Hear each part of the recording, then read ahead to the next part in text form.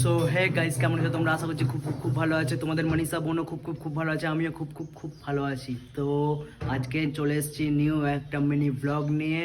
তো আজকের ব্লগটা হচ্ছে তোমাদের মনীষা বোন কী করছে সেটাই দেখবে তোমরা। চলো।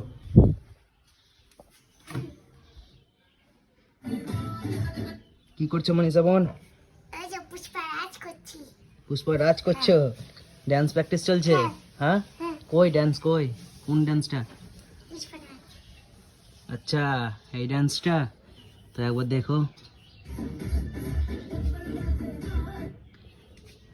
তো ডান্স প্র্যাকটিস চলছে। তো ডান্সটা কোথায় দেখতে হবে তোমার? এই ডান্সটা বাস স্ট্যান্ড?